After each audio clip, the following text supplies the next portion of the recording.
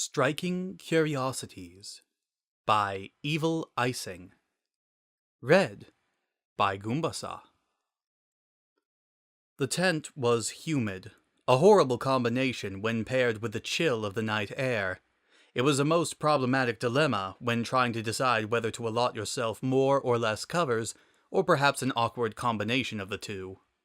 Robin, however, decided quickly, burying herself further into her blankets, listening intently to the rise and fall of her lover's breathing.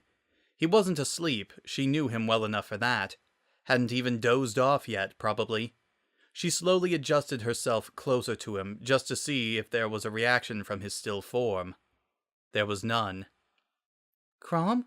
she asked carefully, though really she didn't know why she was even worrying about disturbing him. They were far too close for that. "Hmm?" he answered, almost without a beat. "What were you like as a child?" The question was so fast and without reason that Chrom barely had time to even chuckle. "What?" he said in a short, fleeting breath. "There's no need to whisper, it's only us here, isn't it?" Robin teased. She positioned herself onto his chest to see his outline more clearly in the darkness. "Tell me what you were like. For no reason at all, just a moment ago, I suddenly had a striking curiosity about the matter." Chrom grinned. "You and your striking curiosities. Are you certain this isn't something you're going to use against me later in some grand tactical scheme to sully the good name of my bloodline?" Robin shifted, making it obvious that she was in the process of turning away from him. "It's fine. If you don't want to tell me, I'll just ask your sister tomorrow. I'm sure she'd be much more truthful with me anyways." No, wait," he quickly said, reaching for her retreating shoulder. "I hate to think what Lisa might tell you, just to tease me endlessly and cause me trouble. Perish the thought." "You realize that makes you sound even guiltier. Were you that bad of a child?" "I didn't mean... that is... I just meant that I'd rather tell you myself. About my childhood. I know myself best, after all." Robin smiled, quite excited to hear the details of his innocent youth. Knowing Chrom, he was practically blushing from ear to ear, and he hadn't even started the damn story yet. He took her silence as cue, clearing his throat awkwardly. "I don't think I was that bad, really. Both my sisters. I know I have memories spending lots of time with them, playing with them often, laughing with them." Robin found her smile curl slightly downwards as he described the words she could barely herself conjure. Memories. She hated herself for suddenly feeling the ping of jealousy. Chrom didn't notice her tense up ever so slightly as he continued. "I guess I wasn't very tough at all, I don't think. Maybe having an older sister and a baby sister can do that to a boy." "I can't imagine you not being a tough guy," Robin commented, twirling her fingers through his hair absently. "Really? Wait, was that sarcasm? Anyway, as you know, I've always been good with a sword, but thanks to my childhood, there are a lot of, other things I'm good at as well."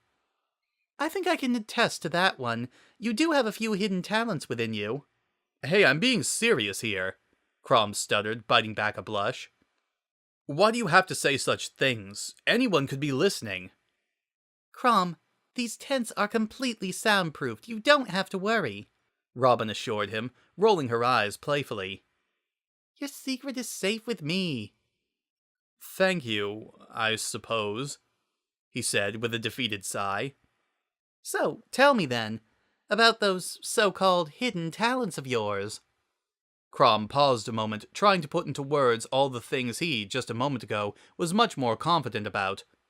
"Well, as far as I can remember, and I'm sure Lisa would recall the same, I was actually a very gentle boy.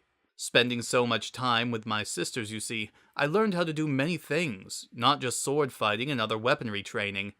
I remember always wanting to help my sisters. I learned how to cook, how to thread, how to braid my sister's hair. All sorts of things that other boys my age probably didn't." Robin giggled. She imagined Chrom braiding his little sister's hair, or maybe even Oliver or Libra's, for Naga's sake, carefully bending and tugging the strands into an adept masterpiece. Honestly, it really wasn't hard to see him doing such a thing. "Or at least that they'd admit. I'm really not surprised at all, you know, she admitted jokingly. What? Chrom asked diffidently, with the covers apparently pulled up to his face. You mean, is it really that obvious to everyone? Although everyone knows that you're a fearless leader and an unrivaled swordsman, you're such a soft, gentle soul, my love. There's no hiding it. Robin traced his fingers with hers, assuredly only imagining the horrified expression he probably had on his face. He must have really been sensitive about the subject, especially since he practically admitted to trying to hide it. For whatever reason, well, that was between Chrom and whatever insecurities he kept inside him. Robin honestly hadn't a clue.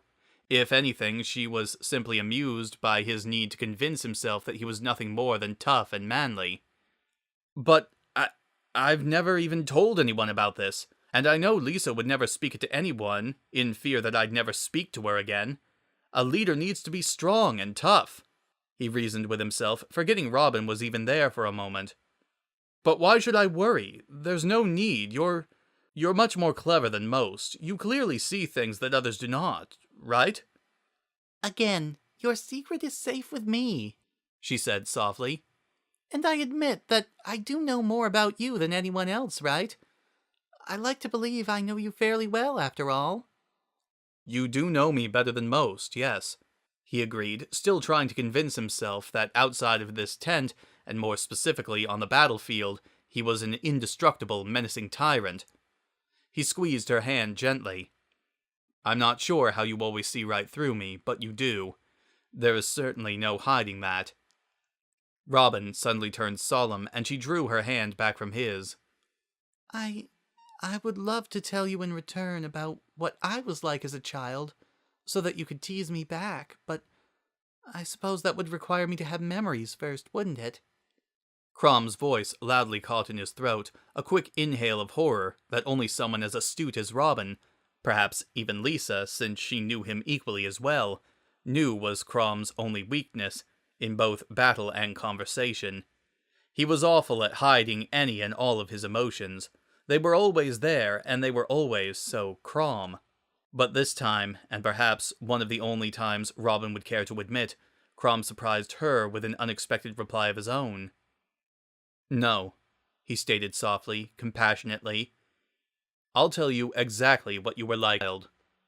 Robin froze as she felt a strong arm pull her closer, and his voice was now both chilling and hot against her bare neck. What? First of all, it goes without saying, but you were smart. Gods, were you smart. You were a genius, just like you are now. You were quiet, mainly reserved because you were always studying or reading books or teaching yourself a new language. There's no way I could even begin to describe, since I never really understand the things you do even now. He stopped for a second, and Robin felt the vibration of his finger touching his chin, an involuntary habit of deep concentration. And Robin, you were so passionate and gentle and full of adventure. You wanted more. You wanted to touch the worlds you read about in your texts. Even though you were a serious girl, you still had a trace of playfulness and charm that always made the room just light up when you were around, even without you having to say a word. Robin had felt completely quiet, completely unmoved against him. Chrom almost felt like he was talking to his pillow, or perhaps the tops of the tent above him. The bugs, humming steadily outside, seemed more responsive to his story than she was. He turned to face her fully, to touch her features. And do you know how I know all this about you? He didn't really wait for a reply, nor need it. He had already given her more than she had wondered about.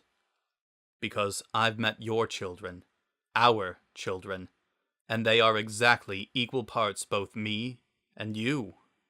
Chrom suddenly felt her shiver, maybe a couple times before he realized that Robin was still carefully caught up on every word he had said.